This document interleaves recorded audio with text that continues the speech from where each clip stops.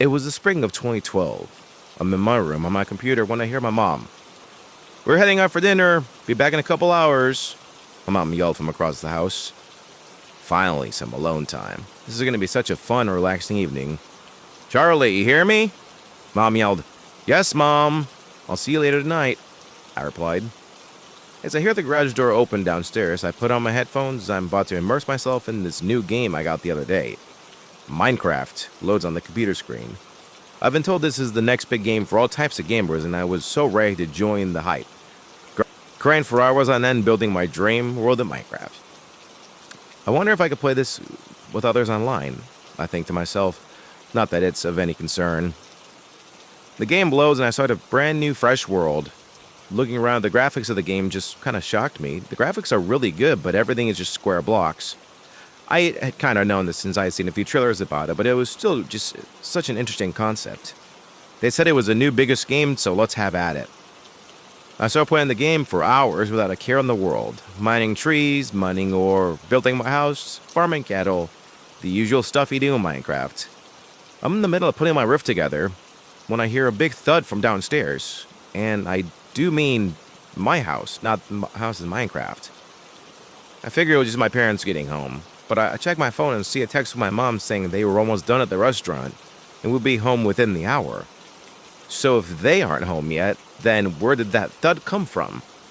I get it from my desk, slowly go to my bedroom door, and I cautiously walk down the hall. So I hear the thud again. Okay, seriously, what is that? I thought to myself. I call out, "Hello?" No response. I walk down the stairs. Everything seems to be in order, except...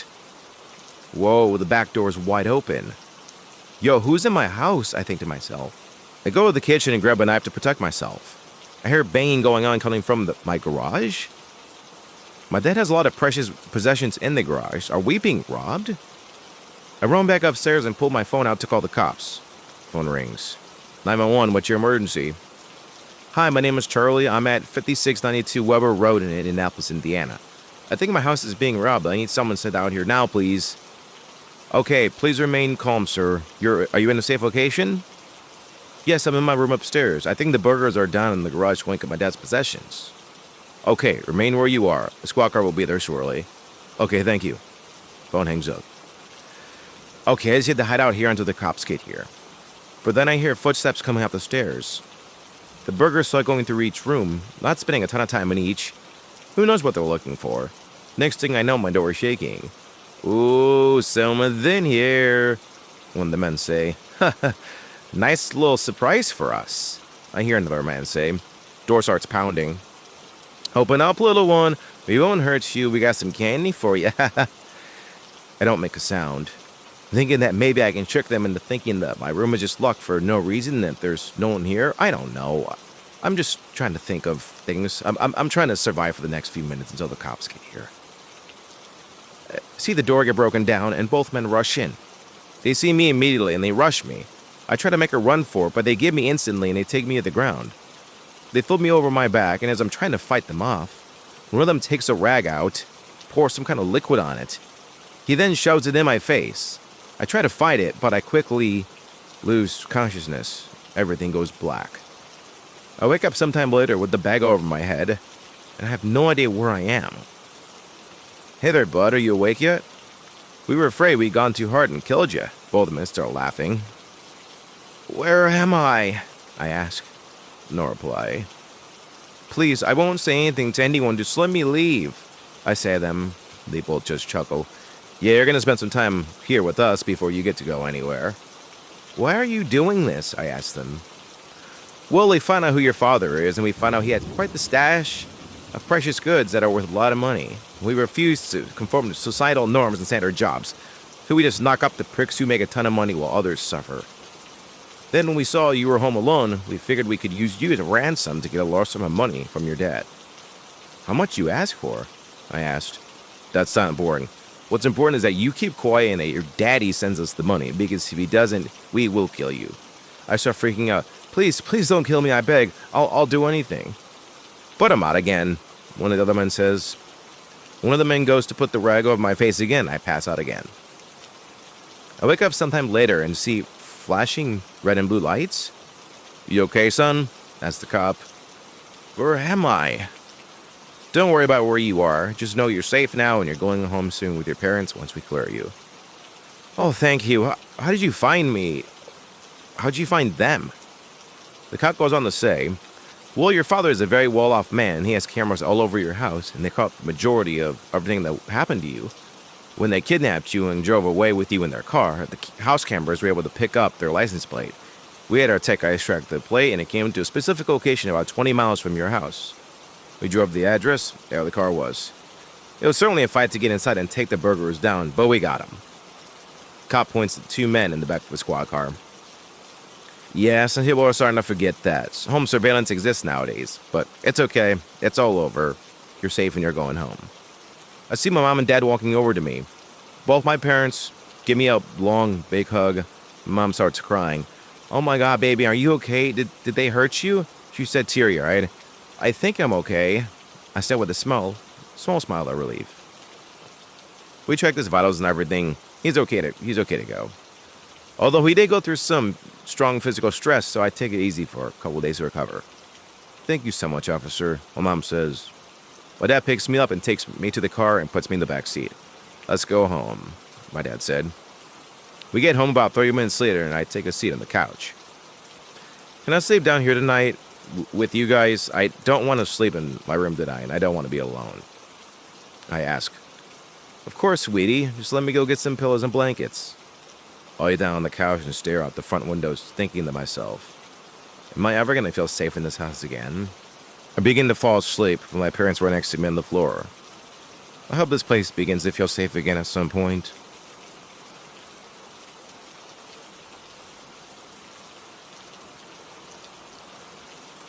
Back in the fall of 2013, me and a group of friends went to the Appalachian Mountains for a weekend vacation. Since I got a divorce with my now ex-husband and I had a young child in grammar school, I've been working 2 jobs with long hours just to make ends meet. So to say I wanted, or better yet needed a vacation, was an understatement. Me and my friends decided to rent a cabin in the mountains in Tennessee. We planned to arrive there late Friday afternoon and leave Sunday evening. It was going to be me and my friends, Marcus, Jasper, and Heather. My name for the record is Sabrina. It's 4 p.m. on Friday, and I get a text from my buddy Marcus that he was on the way to pick me up and he'd be there within 30 to 45 minutes, depending on traffic and other factors. I went to make sure all my essentials were packed. Clothes, toiletries, molds, phone, etc. The usual travel stuff. I see my friend Marcus pull into the driveway in his minivan knowing this was my ride. I hop in, we all give our greetings, and we head out. We start chatting about our plans for the weekend when Marcus makes quite a wild suggestion for one of our activities. Hey, so I was reading about the history of the area we're staying in. Apparently, there's a graveyard that's not so far from the cabin we were staying at.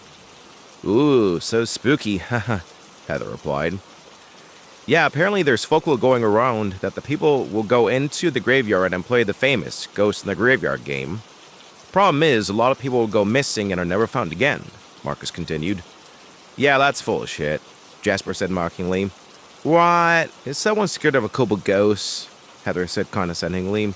Screw you guys, I don't believe in that stuff, Jasper said in an angry tone.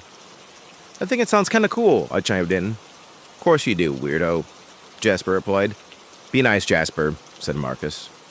Let's just do it once and see if there's an ending to it, unless y'all are too scared, haha, Heather said sinisterly. I'm in, Marcus said. Me too, I replied. I guess we're gonna go waste our vacation in a stupid graveyard playing a stupid game, Jasper said in an irritated voice. Jasper goes to turn up the music on the radio, and we all just start doing our own things as Marcus continues the trip up to the cabin. Roughly 2 hours later, we arrive in town that's close to the cabin we are renting. Anyone want to grab some food before we go to the cabin? Marcus asked. Oh, I see a Jack in the Box. I've never been to that place before, and I've always wanted to. We all agree and get some food to take back to the cabin. We get to the cabin about 20 minutes later, and I am immediately in awe of the beauty of this place. Wow, this place is really nice. Good find, Marcus, I said. We all get our things inside and begin to settle down for the evening, eating our dinner, popping on with some beers and whiskey, smoking fine cigars. It's going to be an awesome, relaxing evening. So y'all want to go to the graveyard tomorrow evening? Heather asked. Jasper just rolled his eyes, but me and Marcus were in agreement with Heather. The night goes on, and we continue our cigar and booze-filled activities and eventually go to sleep for the night. We wake up the next morning, go get breakfast, plan out our day's activities, which mostly include hiking and sightseeing, as we are in the mountains, and that's the majority of what you do when in the mountains. Gets to around 6 p.m., and Marcus asks if we want to get some dinner before we go to the graveyard. We all pretty much agree and go get a quick bite to eat, although I don't remember where we went. As we were eating, Heather asked Marcus, "So do you know where the cemetery is?" "Yeah, it's actually just about a mile up from our cabin," Marcus replied. We finished eating, and it's hard to head to the cemetery. As we pull up to the cemetery, I think to myself, okay, yeah, this is a really big cemetery, and it's kind of creepy. The graves went as far back as the eye could see. "Oh, yeah, I'm already loving this place. Super spooky, hee Heather said. "Do you want to actually explore this place, or are we just going to play this stupid game?" Jasper asked. "I figured we could walk around for a bit and sightsee before we start the game," Marcus replied. We started venturing around the graveyard, and I started noticing something odd. Some of the graveyards don't have engravings on them. "Hey, do you guys see that some of these gravestones don't have engravings on them?" I asked. "Whoa," Heather and Marcus simultaneously replied. "You guys are getting excited over some old gravestones that have gone weathered away over time," Jasper said as he scoffed. "Dude, there's a difference between a graveyard being weathered and it being completely defaced or entirely barren," Marcus replied. "Yeah, this is really creepy," I said. "Okay, let's start the game and get it over with," Jasper said in a rather hurried tone. "Oh, someone's scared," said Heather. "All right, let's play," said Marcus. "Okay, so everyone knows how the game is played, correct?" Marcus asked. "Yes, we choose a ghost, the rest of the players go and hide, and when a player spots the ghost, they yell, 'Ghost in the graveyard,' and everyone runs to the designated home base while trying to not get attacked by the ghost," Heather replies. "Okay, good. So where should we make the home base?" Marcus asked. We all take a pause for a moment to look around. "Oh, how about that mausoleum over there?" I say as I point to a mausoleum that's about 50 yards from where we are. We all agreed and headed over. "Okay, who wants to be the ghost?" Marcus asked. "Oh, can I? I've played before, but I've never got to be the ghost," Heather said. We all nodded our heads in agreement. "Okay, Heather, turn around, count 30, and then come find us," Marcus said. Heather proceeded to turn around and start counting. 1, 2, Heather starts. We all break out into a full sprint, split up, and find our individual hiding spots. I found a real big black gravestone that had a real nice shiny finish to it. It looked rather fresh. It looked like a grave that was recently dug. Very clean, I thought to myself. "Right here now, here I come," I hear Heather call out. I hear nothing for a while as I'm just taking in the scenery. It was quite a cool looking cemetery. I see a flock of ravens flying over the not so distant tree line. Nature is really something, I think to myself. For a second I actually forgot I was playing a game and my trances broke. "Goes to the graveyard," Jasper yells. I jump to my feet and start running to the mausoleum as I look for Heather as well as Jasper and Marcus. I don't see anyone yet, but I'm not going to break stride because Heather could be right behind me and could get me at any second. I gave my full sprint all the way to the wall of the mausoleum. I smack into the wall and yell, "Made it!" I turn around and see nobody. I walk around the perimeter of the mausoleum and find nobody. I figure that maybe they are playing a prank on me, but that doesn't make much sense because Jasper was the one that didn't want to play in the first place, so why would they be messing with me? "Hello? Where y'all at?" I yell out. I get no response.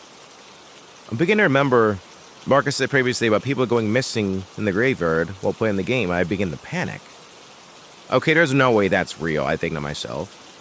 I look around some more while making sure I don't lose sight of the mausoleum and fear I may get lost. That would be a whole open nightmare in itself. I look all over the place for a good 5 minutes and still see no sign of my friends. I decide to pull out my phone to give Marcus a call. The phone rings, and rings, and rings, and rings. "What the hell, Marcus? Why aren't you picking up?" I say in a rather concerned tone. I call him again, but no luck. "Okay, thanks, Sabrina. Think." I just had to head back to the car because I figured they have to come back to it at some point so we can all go back to the cabin for the night. At this point, it's approaching roughly 8:30 and the sun is setting. As I start to walk back to the car, I realize, wait, where'd that mausoleum go? I was just looking at it a couple minutes ago before I made those phone calls, and I didn't move more than a few feet. Now it's just gone?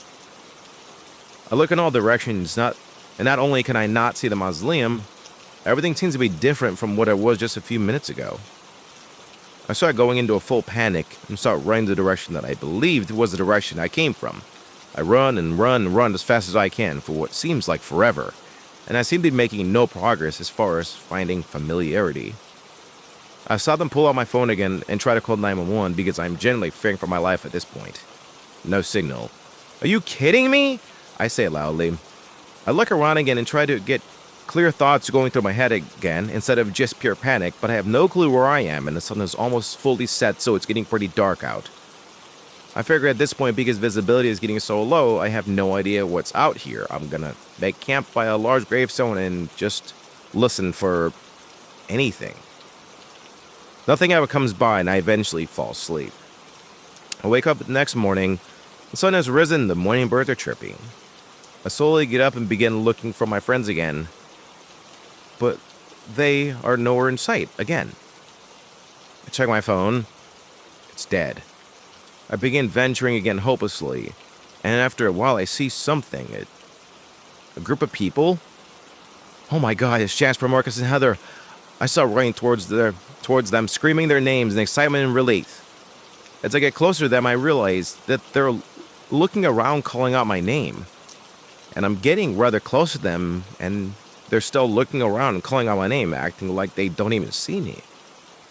I'm getting really confused. Why are y'all acting like you can't see me? I start talking to them, asking what's going on. Why aren't they responding to me? It's now to the point where we are no more than an arm's length away from each other, and it's like they're looking right through me. I try to put my hand on Marcus' shoulder, and my hand seems to just pass right through him. What is going on? I think to myself. I proceed to walk right through Marcus, and the three of them continue walking and look around like they're trying to find me. I chase them down again and try to touch both Heather and Jasper, but it's the same result. I go to take out my phone to throw it at them in hopes that it might do something, but my phone is gone? I stop and think for a second in total panic.